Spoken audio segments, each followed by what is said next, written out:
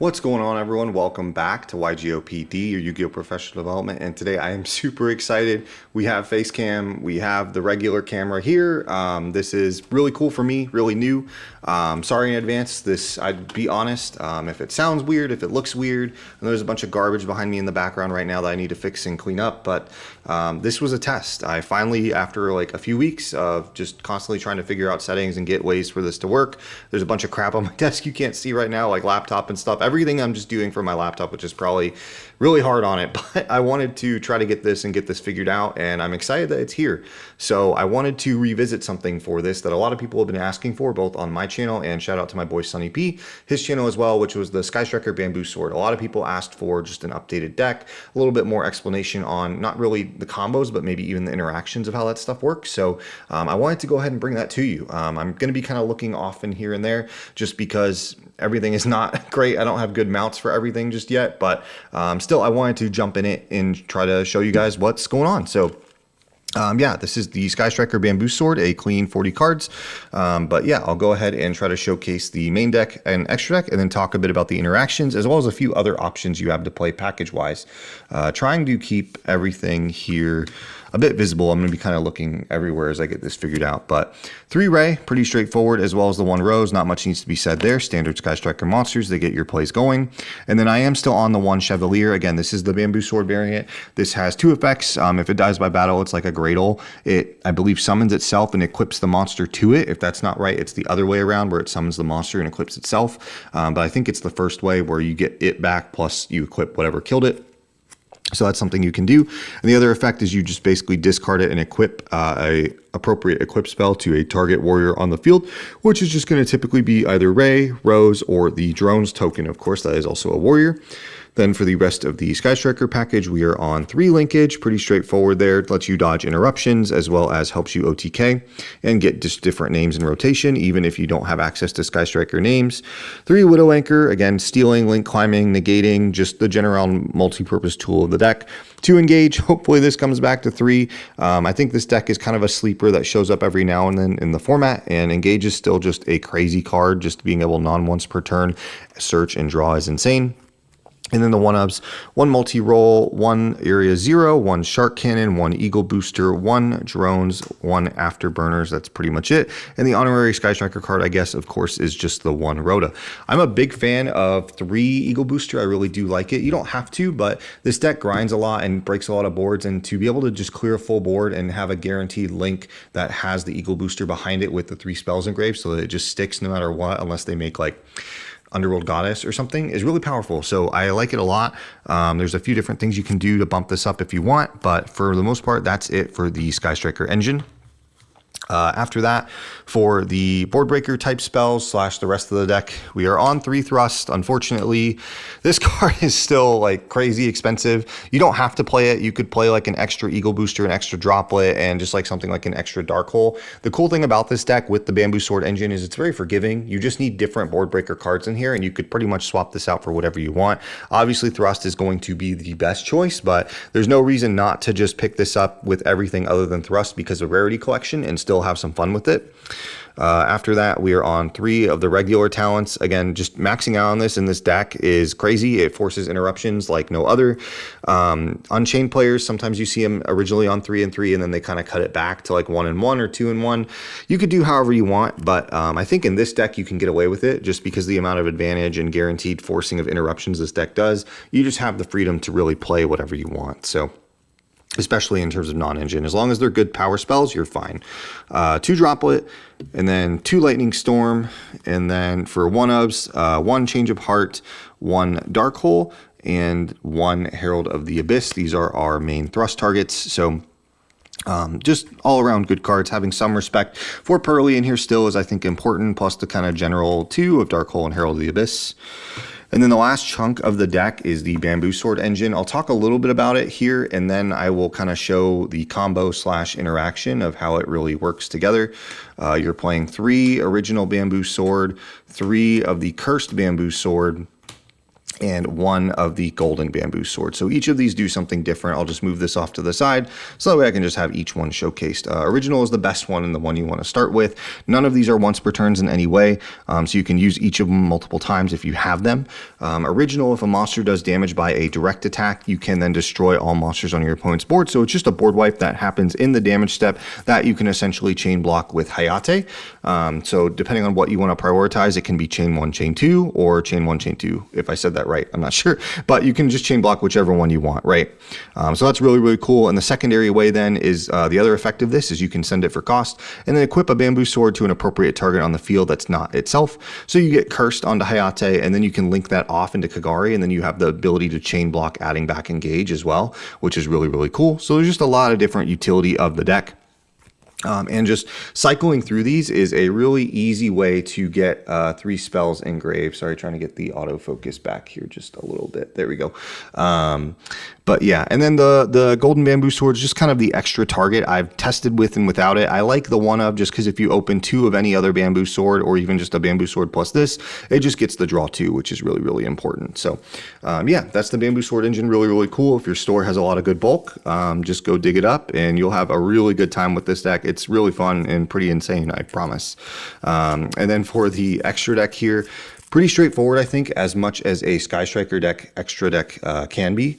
3 Kagari, 3 Hayate. The more important one in this variant, because you're prioritizing wiping boards through the battle phase with the bamboo sword. And then 3 Shizuku, not much needs to be said. That's your main searcher and helps with your grind game. And then the one of just the standard 1 Kaina, 1 Azalea, 1 Zeke. Pretty straightforward there. And then the last 3 are 1 Zeus, 1 Typhon, and 1 Little Knight. I don't think really any of these are necessary out of all of these. I think Typhon's probably the most diverse one that you can keep that has the most coverage, especially since you're not always going to be able to talents or change a Heart Steel and Xyz. Being able to take something and just make it over with Typhon to guarantee that you keep it is important. But if you're looking for an alternate for Little Knight, I personally like Donner quite a lot. I also like this before in Rescue Ace. This is just really neat. So if you take something with Widow Anchor, you can just link it off into this, get an extra pop, and then from there you can just like the board's clear again and you can just keep playing. So that's it for the main deck. And the extra deck, like I said, a clean 40 cards. And then what I'm going to go ahead and do is showcase just a little bit of how the interaction works between the Sky Striker stuff and the bamboo sword stuff. Okay, to talk a little bit about the interactions here, mainly all you really need to make this happen is essentially a ray or any way to a Sky Striker link, could be anything, and then just the original bamboo sword. A lot of people are asking for a basic combo. There's no real combo, but this is, I think, as close as I can get to explaining how the combo or the interactions really work with the deck. So what you're going to do is just summon the ray, link it off. I'll try to keep everything a little bit more in frame here and actually zoom out a little bit. You're going to see maybe some junk in the background. Sorry about that. We'll go ahead and link it off, and this is typically after you've baited whatever interrupts or negates you need to. So this is the ray over here in our graveyard, and then we have the original bamboo sword equipped, and then you're just going to basically go to battle phase, attack direct, and then depending on what you want to prioritize, either the dump or the pop for their board, you can just do chain 1, chain 2, or chain 1, chain 2. Like I said, however you want to do it is important. And then for the example purpose, we're just going to say that we dump and engage in our grave. So now what you're going to do is when you go into main phase 2, before you make the Hayate, you're going to get rid of the original bamboo sword and then equip a cursed bamboo sword to your Hayate. And then from there, I'm just going to slide all this over and up just a little bit, is you can link these 2 off. Again, just pretending this is the graveyard down here, and you're going to go ahead and make a Kagari. That Kagari is going to be chain blocked through the cursed bamboo sword. So weird, sorry, not used to it. But you'll basically do chain 1 Kagari to add back engage, chain 2 cursed bamboo sword to search again. In that case, I'm going to add another copy of original, and then the Kagari gets to add back the engage. So right now we do have 2 spells engraved, which is important to note. So then what you can even do is equip the original to the Kagari, and then use the original's effect, get rid of it again, not once per turn. Limitation, and then re-equip the cursed bamboo sword, and then from there you can link those 2 off and you can get a copy of your Shizuku. Go ahead and grab that, and then you can go ahead and use the Cursed Bamboo Sword to search one more time to get a copy of Original in your hand. So now you do have the Shizuku, you have the 2 in hand, and you have 1, 2, 3, 4 spells already engraved. So Engage is already live, which is great. So then you can just use Engage, search whatever you want. I'll just grab something random here as an example. We'll just grab a Widow Anchor, right? Make it standard. Then you would typically shuffle, whatever, and then you just get your free card. So you have the Widow Anchor in hand, the Original in hand, and then the blank, whatever that is, in this case, the talents.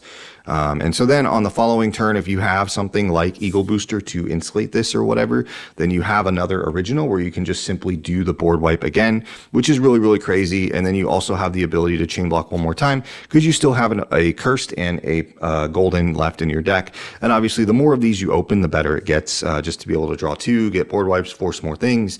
It's just really, really cool. So that's just the basic interaction. I hope that clears things up for people who wanted to see just, hey, what does a combo kind of look like? So that's what I'm kind of working with right now.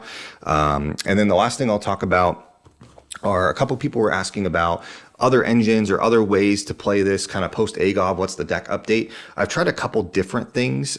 So I've tested both the Horus and the Diabellstar stuff. While it's good, I think it's a little overkill. You can essentially do one of 2 trains of thought with both.